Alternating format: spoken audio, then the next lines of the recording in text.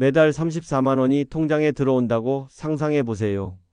1년이면 400만 원이 넘는 돈입니다. 바로 기초연금 이야기입니다.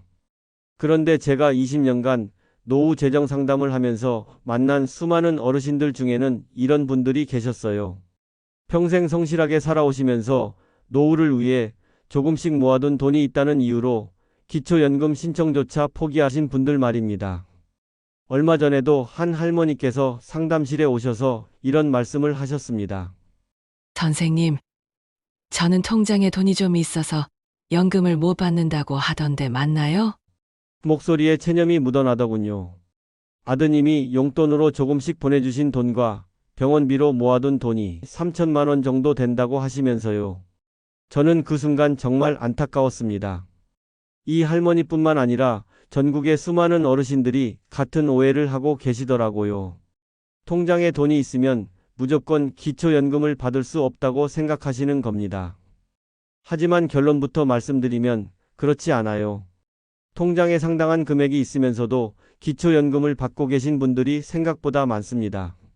심지어 2억 원이 넘는 자산을 가지고 계시면서도 매달 기초연금을 수령하는 분도 계세요.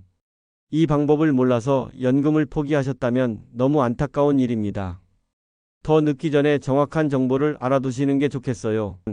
그 전에 잠깐 혹시 주변에도 이런 고민을 하고 계신 분이 있다면 좋아요와 구독으로 함께 알려주세요. 더 늦기 전에 준비할 수 있도록 돕는 게 중요하니까요. 이미 기초연금을 신청해 보셨거나 준비 중이시라면 댓글로 여러분의 경험을 공유해 주세요. 그 작은 나눔이 다른 분들께 큰 길잡이가 될 수 있습니다. 그럼 왜 이런 혼란이 생기는 걸까요? 가장 큰 오해가 바로 여기에 있습니다. 많은 분들이 기초연금을 나이만 되면 받는 돈이라고 생각하세요. 하지만 실제로는 그렇지 않아요. 우리나라 기초연금 제도는 전체 노인 인구 중 소득 하위 70%에게만 지급됩니다. 쉽게 말해서 100명 중 30명은 받을 수 없다는 뜻이에요. 문제는 이 소득을 계산하는 방식에 있습니다. 국민연금공단에서는 통장에 들어있는 예금을 그냥 돈으로 보지 않아요. 소득으로 봅니다. 아무리 쓰지 않고 그대로 두어도 말이죠. 이걸 가상소득 환산이라고 부르는데 정말 황당한 제도라고 생각해요. 어떻게 계산하는지 말씀드릴게요. 통장에 2천만 원이 있다고 가정해 보세요.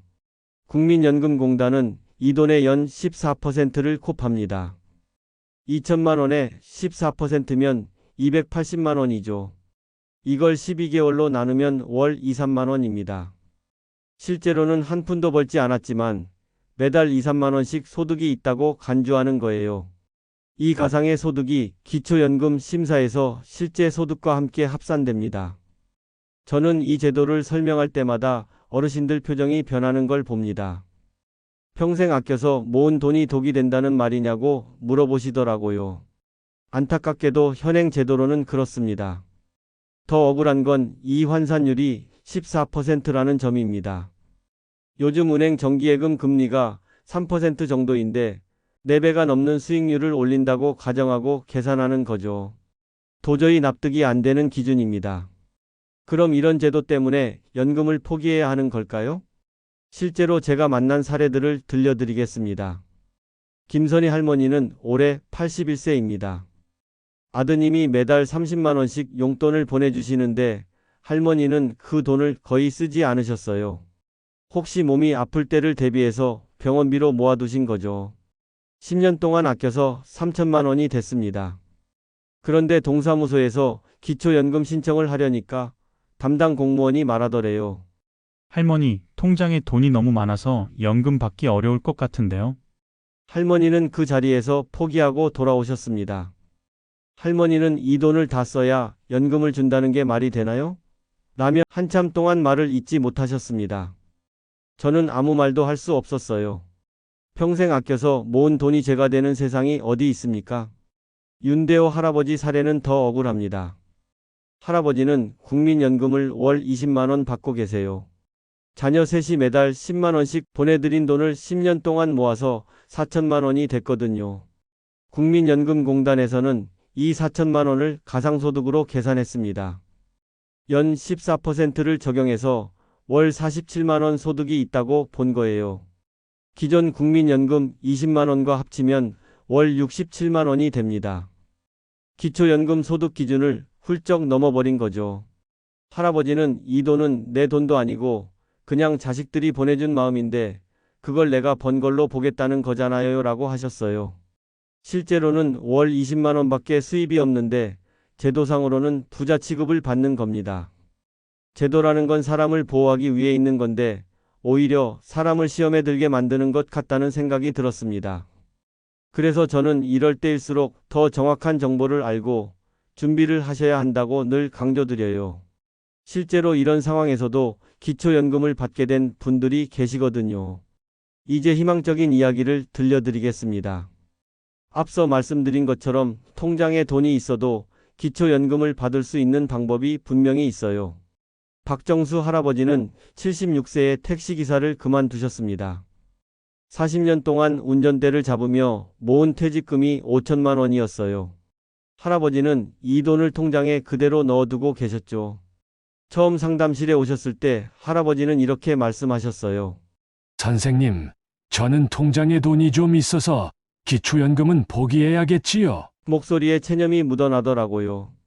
평생 성실하게 일해서 모은 돈 때문에 연금을 못 받는다고 생각하고 계셨거든요.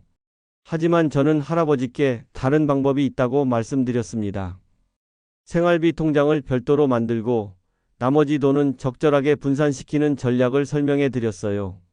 할아버지는 반신반의하시면서도 제가 알려드린 대로 실행해 보겠다고 하셨습니다. 3달 뒤 할아버지에게서 전화가 왔어요. 선생님, 정말 믿기지가 않는데 연금이 나온다고 하네요. 목소리가 떨리시더라고요. 그때까지도 반신반의하고 계셨거든요. 할아버지는 진작 알았으면 좋았을 텐데라며 아쉬워하셨어요. 더 놀라운 사례는 이경자 할머니입니다. 79세 할머니는 시골에 있던 농지를 팔아서 2억 원을 받으셨어요. 할머니는 이 돈을 통장에 그대로 넣어두고 계셨습니다. 선생님, 저 같은 사람은 당연히 기초연금 대상이 아니겠죠? 할머니도 처음엔 완전히 포기하고 계셨어요. 2억 원이나 되는 돈이 있는데 연금을 받을 수 있을 거라고는 생각도 못 하셨던 거죠. 하지만 저는 할머니께도 가능성이 있다고 봤습니다. 일정 금액은 노인우대 장기저축에 넣고 일부는 낡은 집 수리비로 사용하고 생활비 계좌를 따로 관리하는 종합적인 계획을 세웠어요. 6개월 뒤 할머니는 기초연금 수급자로 등록되셨습니다. 2억 원이 통장에 있던 상황에서 말이에요. 할머니는 이런 일이 가능한 줄 몰랐다며 정말 놀라하셨습니다. 이 두 분의 공통점이 있어요. 방법을 몰라서 포기하고 계셨다는 점입니다. 정확한 정보만 있으면 충분히 해결할 수 있는 문제였던 거죠.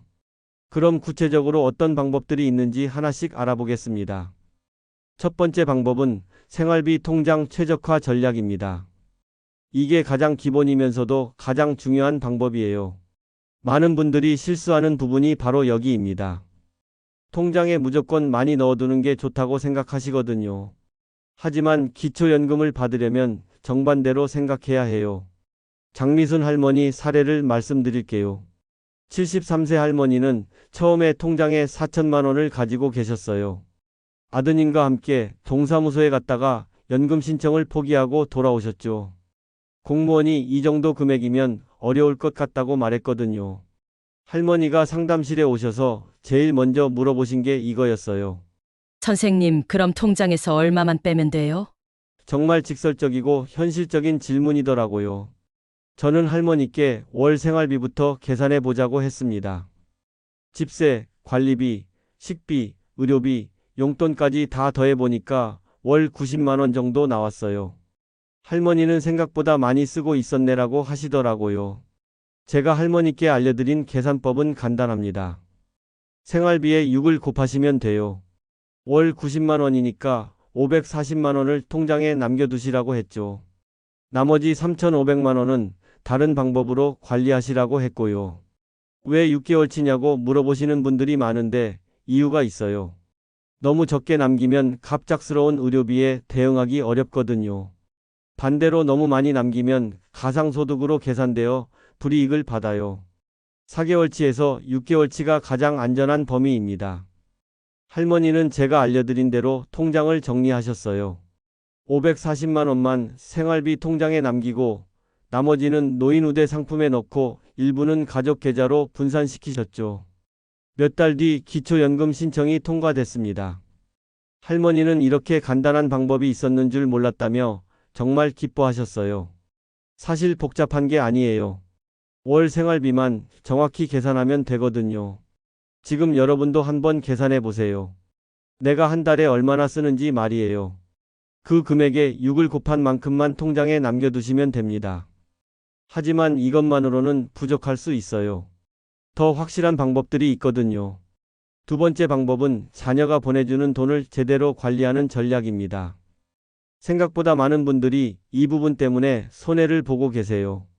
얼마 전 상담을 받으러 오신 김태순 할머니 이야기를 들려드릴게요. 75세 할머니는 딸 둘이 매달 각각 15만 원씩 보내드렸거든요. 총 30만 원이죠. 할머니는 이 돈을 생활비로 쓰지 않고 차곡차곡 모아두셨어요. 5년 동안 모은 돈이 1,800만 원이 됐습니다. 기초연금을 신청했는데 탈락 통지서가 왔더라고요. 담당자는 통장 잔고가 많아서 가상소득이 높게 나왔다고 설명했어요. 할머니는 억울해하셨습니다. 이 돈은 내가 번 게 아니라 딸들이 보내준 건데 왜 내 소득으로 보는 거냐고 하시더라고요. 정말 일리 있는 말씀이었어요. 저는 할머니께 자녀의 송금 내역부터 확인해 보자고 했습니다. 은행 거래 내역을 보니까 정말 규칙적으로 매달 같은 날짜에 같은 금액이 들어오고 있었어요. 이게 중요한 증거가 됐습니다. 그런데 문제가 하나 있었어요. 딸들이 보내준 돈을 할머니가 다른 용도로 사용한 기록이 전혀 없었거든요. 그냥 통장에 쌓여만 있었던 거죠. 국민연금공단 입장에서는 이걸 할머니 소유의 재산으로 볼 수밖에 없었어요. 저는 할머니와 따님들께 새로운 방법을 제안했습니다. 생활비로 쓸 돈과 비상금으로 모아둘 돈을 명확히 구분하자는 거였어요. 매달 들어오는 30만 원 중 20만 원은 즉시 생활비로 사용하고 10만 원만 저축하도록 계획을 세웠습니다. 또한 기존에 모아둔 돈 중 상당 부분을 용도별로 분리했어요. 의료비 명목으로 일부는 따로 관리하고 일부는 집 수리비로 사용하기로 했죠. 모든 거래에는 명확한 목적을 기록해 뒀습니다. 6개월 뒤 할머니가 다시 기초연금을 신청했어요. 이번에는 통과됐습니다. 자녀의 부양비가 정당한 용도로 사용되고 있다는 걸 증명할 수 있었거든요. 할머니는 돈의 성격을 구분하는 게 이렇게 중요한 줄 몰랐다고 하셨어요. 맞는 말씀이에요. 같은 돈이라도 어떻게 관리하느냐에 따라 결과가 완전히 달라질 수 있거든요. 핵심은 자녀의 송금을 단순히 모아두기만 하면 안 된다는 겁니다. 실제 생활에 사용하는 모습을 보여줘야 해요. 이제 세 번째부터 다섯 번째 전략을 함께 말씀드리겠습니다. 이 방법들은 상황에 따라 조합해서 사용할 수도 있어요. 먼저 집수리비 활용법입니다. 정재문 할아버지는 70세에 기초연금을 신청했다가 탈락하셨어요. 통장에 3,500만 원이 있었거든요. 문제는 할아버지가 사시는 집이 30년도 넘은 낡은 집이었다는 점이에요. 할아버지는 어차피 집도 고쳐야 하는데 이걸 활용할 방법이 없을까요? 라고 물어보셨습니다. 저는 바로 집수리를 권했어요. 지붕 보수, 화장실 개조, 보일러 교체 등에 1,200만 원을 사용하셨거든요. 놀라운 건 이 수리비가 재산에서 차감된다는 점입니다. 할아버지 통장 잔고는 2,300만 원으로 줄었고 6개월 뒤 기초연금 신청이 통과됐어요. 할아버지는 일석이조네요. 집도 깨끗해지고 연금도 받고라며 만족해 하셨습니다. 네 번째는 자녀 증여 전략이에요. 한정화 할머니는 78세에 남편을 여의고 혼자 지내고 계셨어요. 통장에 6천만 원이 있었는데 솔직히 할머니 혼자서는 쓸 일이 많지 않았거든요. 할머니는 아들 둘에게 돈을 나눠주고 싶어 하셨어요. 하지만 무턱대고 큰 금액을 보내면 증여세 문제도 있고 기초연금 심사에서도 의심받을 수 있다고 설명해 드렸습니다. 그래서 연간 500만 원씩 나눠서 증여하기로 했어요. 첫째 아들에게 500만 원, 둘째 아들에게 500만 원씩 매년 보내는 거죠. 3년에 걸쳐서 3천만 원을 정리했습니다. 할머니는 이렇게 계획적으로 하는 방법이 있었구나라고 하시더라고요. 마지막은 농지 임대 활용법입니다. 백선주 할아버지는 시골에 논 2,000평을 가지고 계셨어요. 하지만 나이가 들어서 직접 농사를 짓지는 못하셨거든요. 그냥 놀리고 있는 땅이었어요. 할아버지는 이 땅 때문에 재산이 많다고 나오는 것 같은데 어떻게 하면 좋을까요? 라고 상담을 요청하셨습니다. 저는 임대 계약을 체결하라고 조언했어요. 가까운 농민에게 연간 300만 원에 임대하는 계약서를 작성했습니다. 실제로 농사를 짓지 않아도 임대 수익이 있다고 인정되면 농지의 재산 가치가 달리 평가되거든요. 할아버지는 몇 달 뒤 기초연금을 받기 시작했어요. 이 세 가지 방법의 장점은 필요에 따라 조합할 수 있다는 점입니다. 집도 수리하고 자녀에게도 증여하고 농지도 임대하면서 재산을 단계적으로 정리하는 거예요. 다만 각각 주의할 점들이 있습니다. 집수리는 반드시 영수증을 보관해야 하고 증여는 연간 한도를 지켜야 하며 농지 임대는 정식 계약서가 필요해요. 무엇보다 갑작스럽게 하면 의심받을 수 있으니까 천천히 계획적으로 진행하셔야 합니다. 하지만 반드시 조심해야 할 부분들도 있어요. 재산이 많아 보여도 실제로는 소득에 포함되지 않는 경우들 말입니다. 윤명자 할머니는 77세에 전세로 살고 계셨어요. 보증금이 2억 원이었거든요. 기초연금을 신청했는데 재산이 너무 많다며 탈락 통지를 받으셨습니다. 할머니는 상담실에 오셔서 눈물을 글썽이며 말씀하셨어요. 선생님, 전세 보증금이 내 돈이긴 하지만 집을 빼지 않는 이상 쓸 수 없는 돈 아닌가요? 정말 일리 있는 말씀이었습니다. 전세 보증금은 당장 소득을 만들어내는 돈이 아니거든요. 저는 할머니께 보완 서류를 준비해 보자고 했어요. 전세 계약서와 함께 실제 거주 증명, 그리고 보증금이 묶여 있어서 활용할 수 없다는 내용의 소명서를 작성했습니다. 3개월 뒤 재심사에서 할머니는 기초연금 수급자로 인정받으셨어요. 박승재 어르신은 더 복잡한 상황이었습니다. 73세 어르신은 예전에 작은 음식점을 하셨는데 권리금으로 8천만 원을 받으셨거든요. 문제는 이 권리금이 분할 상환 조건이었다는 점이에요. 어르신은 이 돈은 10년에 걸쳐서 받기로 한 건데 당장 다 받은 것처럼 계산하는 게 맞나요? 라고 물어보셨습니다. 맞는 말씀이었어요. 권리금이 일시불이 아니라 분할 상환이라면 상황이 다르거든요. 저는 어르신께 권리금 계약서를 다시 확인해 보라고 했습니다. 계약서에는 분명히 10년 분할 상환, 중도 해지 시 미지급분은 반환하지 않음이라고 명시되어 있었어요. 이 조건을 증명하는 서류를 제출했더니 재산평가가 달라졌습니다. 가장 인상적이었던 건 안소연 씨 사례입니다. 69세 안소연 씨는 장기요양 2등급 판정을 받으셨어요. 통장에 4천만 원이 있었지만 기초연금을 받고 계시거든요. 안소연 씨는 처음에 장기요양 등급이 있으면 연금 심사에 도움이 되나요? 라고 조심스럽게 물어보셨습니다. 저는 물론입니다. 라고 답했어요. 장기요양 등급이 있으면 의료비 지출이 많다는 걸 인정받을 수 있거든요. 실제로 안소연 씨는 매달 요양병원비와 간병비로 상당한 금액을 지출하고 계셨어요. 통장에 돈이 있어도 이 돈은 의료비로 쓸 예정이라는 걸 증명할 수 있었습니다. 장기요양 등급증과 의료비 지출 내역을 함께 제출했더니 연금 수급이 승인됐어요. 이 세 분의 공통점은 재산이 있어도 그 성격이 다르다는 점을 증명했다는 거예요. 전세 보증금은 당장 쓸 수 없는 돈, 권리금은 분할로 받는 돈, 그리고 의료비는 반드시 써야 하는 돈이라는 걸 보여준 거죠. 많은 분들이 재산이 있으면 무조건 안 된다고 생각하시는데 그렇지 않아요. 재산의 성격과 용도를 명확히 하면 길이 열리는 경우가 많습니다. 지금까지 말씀드린 방법들을 실제로 성공한 분들의 이야기를 마지막으로 들려드리겠습니다.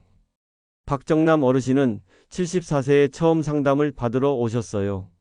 어르신은 정말 복잡한 상황이었거든요. 통장에 5,800만 원이 있고 아들 둘이 매달 각각 20만 원씩 보내주고 시골에 농지도 있고 집도 30년 넘게 된 낡은 집이었습니다. 어르신은 선생님, 저 같은 사람은 아예 불가능하겠죠? 라며 체념한 표정이었어요. 솔직히 저도 처음엔 쉽지 않겠다고 생각했습니다.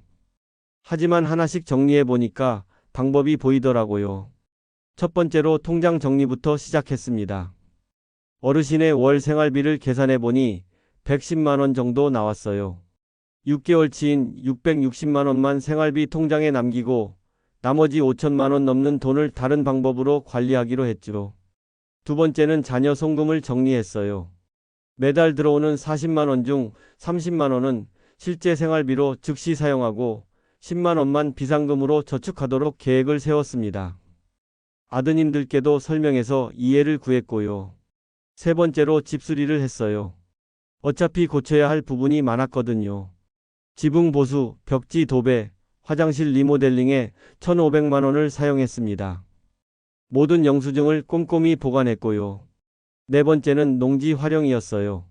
시골에 있던 논 1,000평을 지역 농민에게 임대하는 계약서를 작성했습니다. 연간 200만 원에 임대하기로 했어요. 농지가 수익용 부동산으로 재분류되면서 재산 평가가 달라졌거든요. 이 모든 과정이 8개월에 걸쳐서 진행됐습니다. 어르신은 처음엔 이렇게 복잡하게 해야 하나라고 하셨지만 차근차근 따라해 주셨어요. 무엇보다 모든 절차를 투명하게 진행했다는 점이 중요했습니다. 결과는 놀라웠어요. 어르신은 기초연금 신청에서 통과하셨습니다. 통장에는 여전히 3천만 원 넘는 돈이 있었지만 말이에요. 어르신은 정말 믿기지 않는다며 몇 번이나 확인해 보시더라고요. 가장 인상적이었던 건 어르신이 마지막에 하신 말씀이에요. 선생님, 저는 그냥 포기하고 살 뻔했는데 방법이 있다는 걸 알게 돼서 정말 감사합니다. 목소리에 진심이 담겨 있었어요. 박정남 어르신 사례에서 중요한 점은 여러 방법을 단계적으로 적용했다는 거예요. 한 번에 모든 걸 바꾸려고 하면 오히려 의심받을 수 있거든요. 계획을 세우고 천천히 실행하는 게 핵심입니다. 지금 여러분도 한번 점검해 보세요. 내 통장에는 얼마가 있는지, 월 생활비는 얼마인지, 자녀가 보내주는 돈은 어떻게 관리하고 있는지 말이에요. 혹시 고쳐야 할 집이 있거나 활용할 수 있는 부동산이 있다면 더욱 좋고요. 중요한 건 포기하지 않는 것입니다. 방법을 알면 충분히 해결할 수 있는 문제거든요. 20년 동안 상담을 하면서 정말 많은 어르신들을 만났습니다. 처음엔 나는 안 될 거야 라며 포기하셨던 분들이 결국 기초연금을 받게 되는 모습을 볼 때마다 보람을 느껴요. 오늘 말씀드린 5가지 방법은 모두 실제로 성공한 사례들입니다. 생활비 통장 최적화, 자녀 송금 관리, 집수리비 활용, 증여 전략, 농지 임대까지 여러분 상황에 맞게 선택해서 사용하시면 됩니다. 혹시 통장에 돈이 있어서 기초연금을 포기하고 계셨다면 다시 한번 도전해 보세요. 방법을 알고 준비하면 충분히 가능한 일이거든요. 여러분의 경험이나 궁금한 점을 댓글로 남겨주세요. 비슷한 상황에 계신 다른 분들께도 큰 도움이 될 수 있습니다. 이 영상이 도움이 되셨다면 좋아요 버튼을 눌러주시고 구독도 해주시면 더 유익한 정보를 계속 받아보실 수 있어요. 주변에 기초연금 때문에 고민하시는 이웃 어르신이나 부모님이 계시다면 이 영상을 꼭 공유해 주세요. 한 분이라도 더 도움받으셨으면 좋겠습니다. 여러분의 노후가 조금 더 든든해지길 바라며 다음에도 유용한 정보로 찾아뵙겠습니다. 감사합니다.